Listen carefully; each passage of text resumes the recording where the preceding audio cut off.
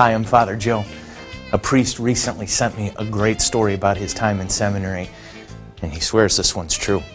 He said that they were in line for lunch, and there was a basket filled with apples.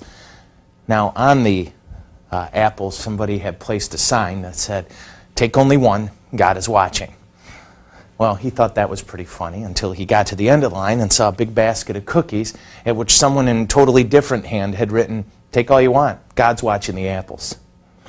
Let's go to this week's question.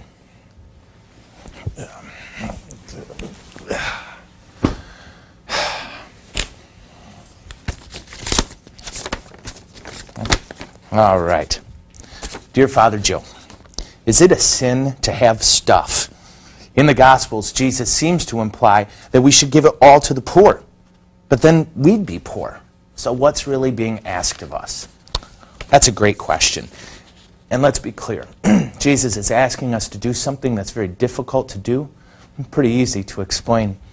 The first principle is, when we look at all that we have, we ask ourselves a challenging question. Do I own this stuff? Or does this stuff own me? When something owns us, we aren't willing to part with it. When something owns us, it controls our actions at times. So I think a good attitude that we can pray for the Holy Spirit to give us is this idea that if I have anything I can part with and someone else needs it, I give it to them. I have a friend who's a religious order priest. He's taken a vow of poverty and he takes it very serious. I saw him reading a book while he was staying with me for a short time, and I commented that I really like that book. That looks like one I'd really like to read. Well, the next morning when I woke up, he had left it on the table for me. And here's the thing, I know he hadn't finished it, and I know he liked that book. But that was, to me, a great example of someone who owns stuff, but the stuff doesn't own him. So that's one thing we can challenge ourselves with. It goes back to a fundamental attitude that we have to carry in our heart. One way we know that we own stuff and it doesn't know us is if we're willing to part with it because we care about our brothers and sisters. We have to remember our world needs to be bigger than us.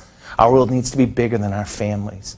And we need to know that when a child starves to death somewhere in the world, that's our child.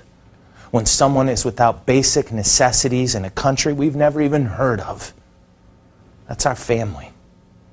All of us are united by God. A friend of mine has a bumper sticker that says, "Live simply so that others may simply live." Jesus offers us that challenge. Now, also, a great thing to look at is our time. Think about how often we use the word time like we use the word money. Haven't we said before that time is money? We talk about investing our time. We talk about all these things. Well, perhaps it's time for us to talk about parting with our time.